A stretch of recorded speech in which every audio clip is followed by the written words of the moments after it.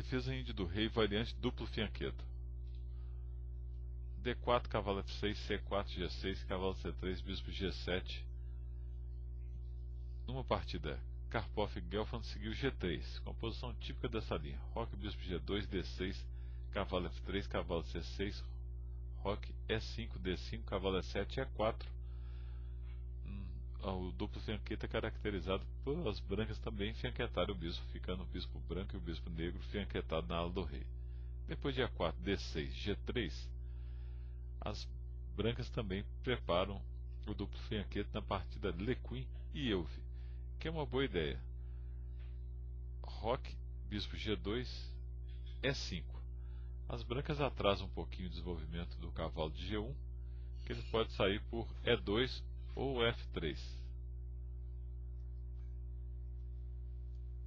Por exemplo, cavalo de G2. Parece estranho um pouco prender o bispo de G2, mas se pensarmos bem, o bispo de G7 também está preso. E, no caso de abrir o jogo, beneficia ambos os bispos. Com o cavalo F3, aqui cavalo de BD7 não é tão bom quanto nas linhas normais, porque o bispo em G2 tem uma posição natural para defender o peão E4. Então, por exemplo, se em algum momento, aqui eu sei que não é bom, D5, mais para frente, quando jogar cavalo C5, basta tirar o cavalo de F3 da frente, que o peão de E4 fica confortavelmente defendido, sem ter que piorar a posição do bispo ou de comprometer algum lance de peão. Aqui, claro, nessa posição não é necessário avançar tão rápido, as brancas podem rocar primeiro. E toma D4 leva a outra posição típica da variante. Depois de cavalo toma D4, torre A8. As negras pressionam o peão E, inclusive com cavalo de BD7 e cavalo C5, causando um certo desconforto no jogo das brancas. Em compensação, as brancas têm um centro muito forte. Numa partida Zita e Bronstein em Budapeste 1946, seguiu roque, cavalo de BD7, e aqui o Zita jogou B3, que não é uma boa ideia, debilita a grande diagonal e a estrutura de peões da ala da dama. Aqui é melhor seguir, por exemplo, com torre A1 ou H3, mas depois de B3, C6, bispo B2, dama B6, é uma posição típica para a dama nessas variantes. Dama D2, cavalo C5, torre de F1, A5, explorando a estrutura de peões, torre de AB1, A4, bispo A1, A toma B3, A toma B3, e o Bronstein jogou cavalo de E4, pressionando o peão de F2. As brancas não perceberam, jogaram H3. E depois de torre toma 1, torre toma 1, cavalo toma F2, dama toma F2, cavalo D3. Vai cair o cavalo de D4, está caindo a torre de E1 também. Depois de cavalo C6, D5.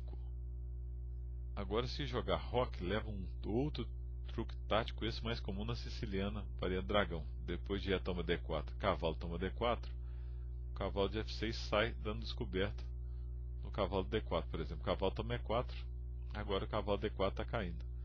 Uma interessante continuação seria cavalo toma C6, já que o cavalo está perdido mesmo. E depois de cavalo toma C3, cavalo toma D8, cavalo toma D8. Se o branco toma o cavalo D1, as negras tomam D8 e ganham um peão.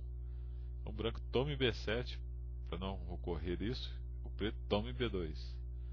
Cavalo toma D6 seguindo a ideia, e agora C toma D6, porque depois de bispo toma 8, parece que as brancas vão levar melhor. Segue cavalo C4, atacando a torre de A1, torre B1, bispo F5, torre B4. Parece que as brancas levaram vantagem ganhando a qualidade, porque vão recapturar o cavalo.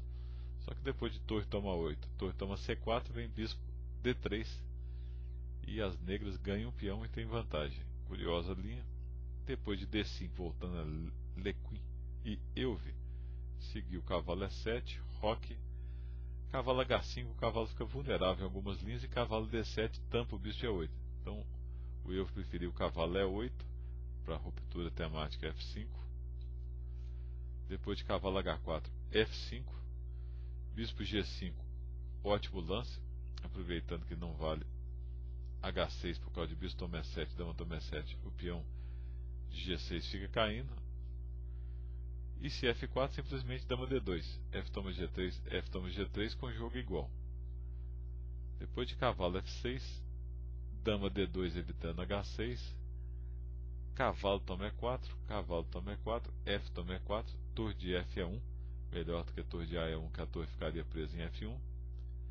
Bispo F5 para jogar dama D7 descravando a dama, primeiro desenvolve o bispo, bispo toma E4, dama D7, e aqui as brancas tentaram, segundo eu, uma ridícula cilada.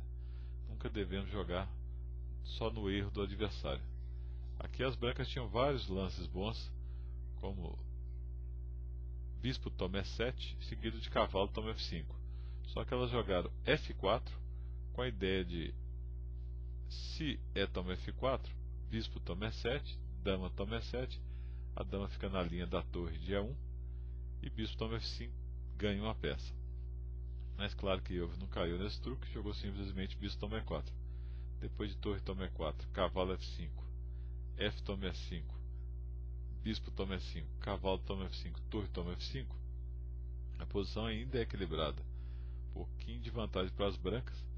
E aqui tinha que jogar bispo H6, impedindo dificultando o controle da coluna F para as brancas e disputando a coluna F, porque as negras ficaram com total vantagem depois que as brancas jogaram a torre de A é 1, dobrando uma coluna que não tem sentido, que já que está fechada. Depois de torre de A F8, torre de 4 E2, dama F7, rei G2, torre F1, dama E3, dama F5, bispo H6, torre F7, B4, torre F3, dama D2, torre C3, bispo E3, dama E4, cheque. A vantagem das negras é clara, invadiram a posição do branco, estão atacando dentro do campo do branco. Depois de rei G1, dama toma C4 ganhando o peão, torre C1, dama G4, torre F2, levaram o golpe tático, torre toma E3 e abandonaram. Por exemplo, se dama toma E3, bispo D4 ganha imediatamente. Claro que não adianta torre toma F7 por causa de bispo toma dama cheque. E se torre toma F7 direto, simplesmente rei toma F7, porque as negras estão com a peça a mais. Nem dama F2 cheque, nem torre C7 cheque vão resolver alguma coisa, já que o rei consegue sair em segurança para a ala do rei. Portanto, as brancas abandonaram.